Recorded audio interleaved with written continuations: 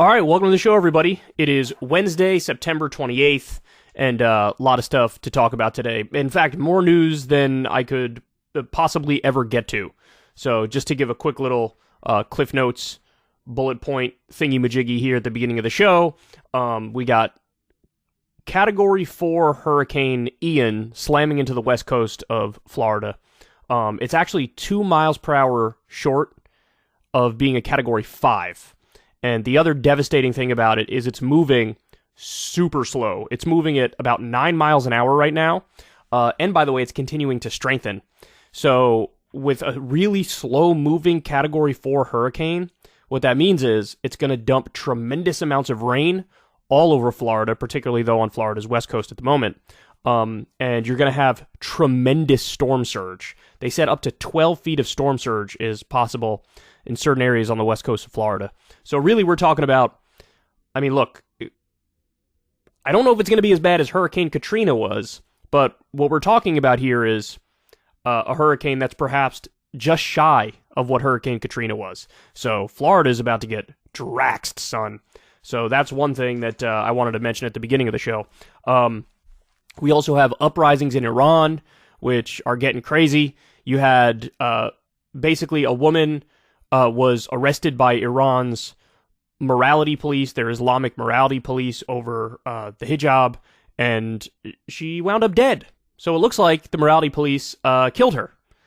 Perhaps they were beating her and they went too far, and I mean, beating her at all would be going too far, but you get the point. Maybe they went too far in the sense that they killed her, and then what happened after that is people are flooding the streets, and uprisings have been going on there for quite a few days now. So we got that as well. And then also, man, we got the Nord Stream pipeline in I think it was the Nord Stream 2 pipeline, which sends gas from Russia to Germany. That pipeline has been sabotaged. It's been effectively destroyed on purpose, and so there's a lot of gas just being pumped out into the ocean right now, and it's going to take a long time to fix that pipeline. And so that means that, Germany and many parts of Europe, in fact, are going to have, to the extent they were already having a gas crisis, an energy crisis, it's about to get ramped up even more. And then, of course, the question arises, well, who did that? And why did they do it? Was it Ukraine who did it? Was it the United States who did it? Is it some other anti-Putin group that did it? And look, it appears like you need a high level of sophistication in order to pull off such an attack. And I don't know the answer to that, but we got a lot of crazy stuff going on in the world right now. And this is just me doing the intro to the show. I got more stories than I know what to do with. So, a little rundown for you real quick. I'm going to talk a little bit about Mitch McConnell and Kyrsten Sinema giving each other a hot stone massage in front of the world. That was incredibly disgusting. Now there is officially a lawsuit against Biden's student loan debt reduction, so I'll give you the specifics on that. We have Dr. Oz going after Fetterman in the grossest, most smug, elitist way possible. We'll dive into that. And you got some more Republican Civil War stuff going on. You got Eric Bolling versus Tucker Carlson. Tucker slams the Republican proposal in terms of their agenda, their policy agenda. So a lot of stuff to get to. Without further ado, let's go ahead and jump into it. I've already been droning on too long for the intro. So, Mitch McConnell praised Senator Kyrsten Sinema ahead of a speech that she gave at the McConnell Center in Louisville, Kentucky. I have a few clips here for you. I want to start with McConnell basically fawning over Kyrsten Sinema.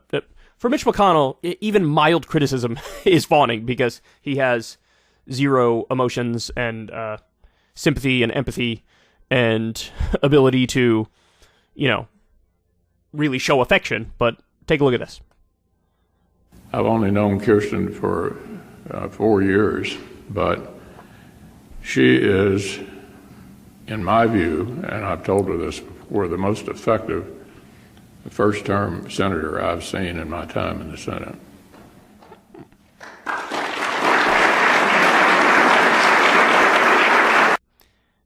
Think about why he would say such a thing. why would you say Kyrsten Sinema is one of the most effective first-term senators? You know the answer to that. The answer is because she oftentimes breaks with the Democrats and votes with the Republicans and helps the Republicans.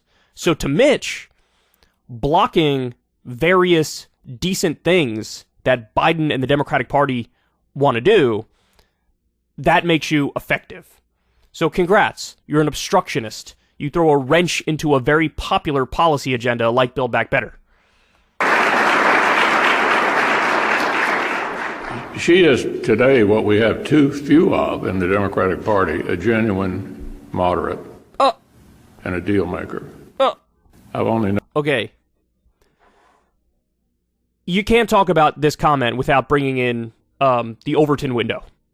So the Overton window is this idea of the spectrum that is allowable in the halls of power among elites in Washington, D.C. And the Overton window in the corporate neoliberal era from Reagan and onward, that Overton window has shifted further and further and further to the right on economic issues. Social issues is a different story. The left has actually notched a bunch of victories when it comes to social issues like gay marriage and things of that nature. But on economics, it has shifted further and further right over time. So now, we look at somebody like Bernie Sanders is called far left in Washington, D.C. When Bernie Sanders, if you go issue for issue, he's a mild social democrat. He's in the vein of FDR, which FDR, back in the day, represented virtually the position of the entire Democratic Party. Now, Bernie Sanders is an outlier for still believing in New Deal-style politics. And so, for him to say, she's a true moderate, she's a moderate on a spectrum that ranges from center-right to far-right, which just means she's right-wing, at least when it comes to economics. I'm willing to grant that on some social issues, she, of course, is left of center. But when it comes to economic issues, man, she's corporate, she's neoliberal, she believes in privatization, she is not for big, bold, changes to our health insurance and health care system. And look, at the end of the day, what it all comes back to, and you know this just as well as anybody else, is why does she have that position? It potentially for some ideological reasons. Maybe she genuinely moved to the right as she aged, because she used to be like in the DSA or something. But more importantly, it's because of the money that she takes from donors. Guys, it was not a coincidence that she took a tremendous amount of money. I think it was $1 million. Correct me if I'm wrong. I'm going off memory here from the recent fight in Build Back Better. $1 million from Big Pharma. There's, extensive reporting on that she took at least hundreds of thousands of dollars from Big Pharma, and then she turned around and tried to kill the provision which lowers the cost of prescription drugs.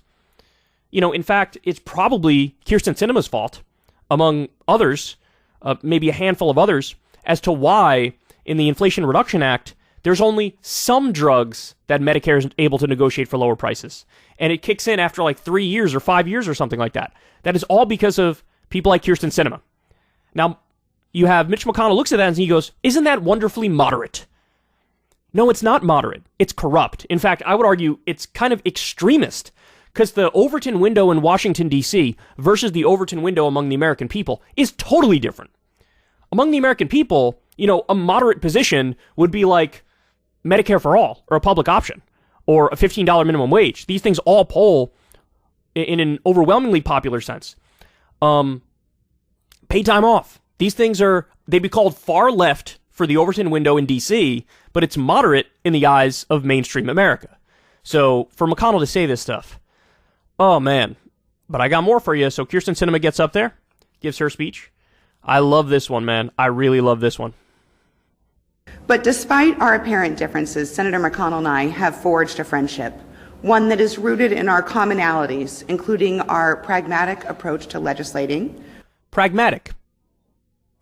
I hate how they redefine everything. So to them, again, pragmatic is serving corporations and crushing the will of the people. That's pragmatic. Because, hey, in Washington, D.C., that's just the way it works. That's just the way the swamp functions. You do the bidding of your donors. And so for Kyrsten to destroy more than half of Build Back Better, which had a number of phenomenal provisions, like universal pre-K, elder care, Medicare expansion, the list goes on and on. That's pragmatic to her. That's what she would call that. Our respect for the Senate as an institution, our love for our home states, and a dogged determination on behalf of our constituents. In today's partisan... Utter nonsense. She does not represent her constituents at all. At all. In Washington, it might shock some that a Democratic senator would consider the Republican leader of the Senate her friend, but back home in Arizona, we don't view life through a partisan lens. Okay, this is total bullshit. Kyrsten Sinema is one of the most, if not the most, disliked senator in the country. In the country. She's not liked. And there's a reason she's not liked. Does she buck the Democratic Party? Absolutely. But she does it on virtually every issue where the Democratic Party has the popular position. She's underwater with Democrats. She's underwater with Republicans. She's underwater with independents.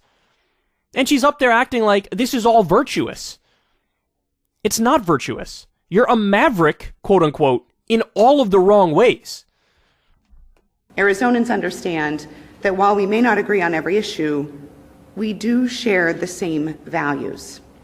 But despite our... She shares the same values with Mitch McConnell. Which, you know what? Fair enough. Fair enough. I'm sure you do. What values are they? Representing your donors and humping the institutions to a comical degree. I mean, that's effectively... Mitch McConnell is an institutionalist and an obstructionist. Kyrsten Sinema is an institutionalist and an obstructionist. They're both on the right side of the political spectrum, at least when it comes to economic issues. And they're both, representatives of the donor class. And that's their primary motivation. But I got one more for you, because this one is the icing on the cake. I think this one, honestly, of all the things that were said, this one may be the worst. First, you touched on this in your talk, but can you expound on why you hold such support for the filibuster, especially when many others in your party have opposing views? That's such a great question, Madeline. Senator McConnell mentioned this in his opening remarks, and I mentioned it in my remarks as well. The danger of eliminating the 60-vote threshold is that the Senate becomes the House. And I remind everyone, I left the House and ran for the Senate for a reason. Okay, so let me deconstruct what she's saying there. In the House, they don't have a filibuster. All you need is a simple majority for something to get through it. Now, from my perspective, that's what's called representative democracy. That's what it is. Do you have the most votes? Okay, then this is getting through.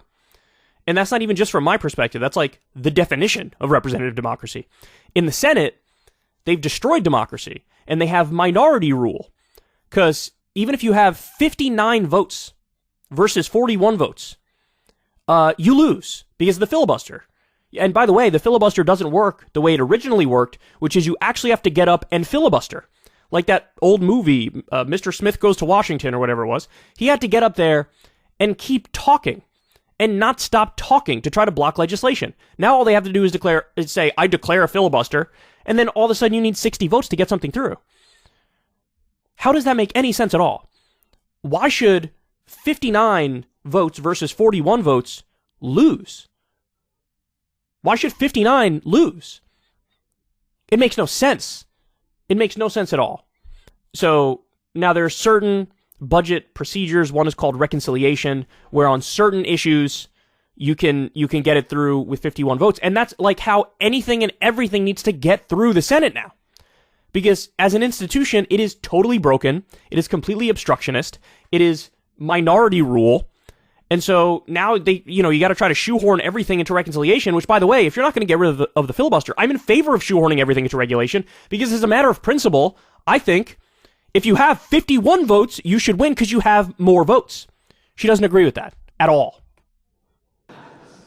I remember in my early years, I served for 6 years in the House of Representatives. I remember being so frustrated during those 6 years because it felt like every time there was a big bipartisan solution that needed to happen, the Senate just kind of came up with a solution and then gave it to the House, and we just ate it. And that's why I ran for the Senate. Yeah. I thought, wait a second, they're doing the work. So when Republicans are in control, they pass a little bit of crazy legislation. And when a little bit of crazy legislation, all they do, time and time again, is fund the war machine, which, by the way, Democrats do that as well. They fund the war machine as well. Don't get it twisted. So the military-industrial complex is very, very powerful. But beyond that, they deregulate businesses and they cut taxes for the rich. That's what they do. They destroy the remnants of what remains of our government. The functional parts as well, like the Consumer Financial Protection Bureau, which gave back $12 billion to defrauded Americans. Trump went in there and destroyed that. This is what Republicans do. This is what they work on. She goes, oh, it's a little bit of crazy legislation. Democrats are in control, they pass a little bit of crazy legislation. And the job of the Senate is to cool that passion. There's a saying that the House is the cup of hot tea, and the Senate is the saucer in which you cool that tea. The Senate is not the deliberative, contemplative body that corrects the wrongs of the passions of the moment. That's not what they are at all. They are fundamentally the place where popular legislation goes to die. Because these senators are swimming in donor cash from billionaires, from CEOs, from corporations, and they represent the special interests and the lobbyists. And this is why, look, when you look at the approval rating of Congress, which of course is both the House of Representatives and the Senate, it's always super low. It oscillates between like 9% and 30%. Nobody likes these people. And they're right not to like them because everybody gets the sense intuitively they are not representing us. The Senate was designed to be a place that moves slowly. To cool. This just isn't true. It's not true. The filibuster is not in the Constitution. It's not. It's a rule you could just scrap. You could get rid of. And by the way, it's been reformed a number of times over the years to have more and more exceptions to the filibuster. For example, McConnell just changed it not that long ago to say, you know what? It's not 60 votes to get a Supreme Court justice on. Let's make it 51. That's just one example. There are plenty of examples where the filibuster doesn't apply. So you could just scrap it. You could just get rid of it. That was how it was intended to be. 51 votes, something gets through. Down those passions, to think more strategically and long term about the legislation before us. But the best thing you can do for your child is to not give them everything they want, right? So do you understand that? The American public, or the House of Representatives, representative democracy, is like a crying child who wants a cookie before dinner or something like that. And you, the serious adult, needs to step in and say, no, this isn't good for you. I'm going to go ahead and block it. Look at how condescending. Look at how pedantic.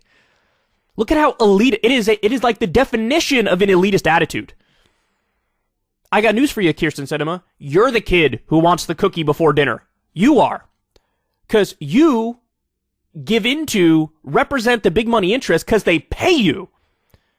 So really the contemplative, deliberative people, it's the public, and it's the politicians in the House who are representing the will of the people. And by the way, if we had gotten rid of the Senate, there are so many more good pieces of legislation that have already gotten through the House, like, for example, $15 minimum wage. That's important to the United States Senate as well. We shouldn't get everything we want in the moment. So not only am I committed, the people don't get anything they want because of ghouls like you. To the 60-vote threshold, I have an incredibly unpopular view. I actually think we should restore the 60-vote threshold for the areas in which it has been eliminated already. We should restore it. Yeah, not everyone likes that. So in other words, the exceptions to the filibuster, you need to get rid of those and make everything 60 votes or more. By the way, nothing would get done. No, you couldn't name a bridge if you do that. This is psychotic stuff. I don't know if she is she knows that McCain was like a maverick. McCain was a Republican who every now and then would break and vote with Democrats. And Arizona kept electing him. So I don't know if she looked at that model and said, I like what McCain did. I want to copy his legacy. And so now she does the same thing, the reverse, right? Where she's a Democrat, but she oftentimes breaks and votes with the Republicans. But whatever your plan is, whatever your goal is, it ain't working. People don't like you. They hate you. They hate you, and they're right to hate you. And so I don't know if that's what she's thinking. I don't know if she's just ready to cash out and go make a tremendous amount of money from the corporations that she served. I don't know if she eventually wants to flip and become a Republican. All I know is all of her thoughts on the institutions are wrong. She hates democracy. And ultimately, she's an elite corporatist goon who's bought and paid for. And that's why her and McConnell are buddy-buddy. Hey y'all, do me a favor and like and subscribe. It helps out big time in the algorithm. Click the bell as well for notifications when videos drop, and watch that video on screen right now. You know you want to.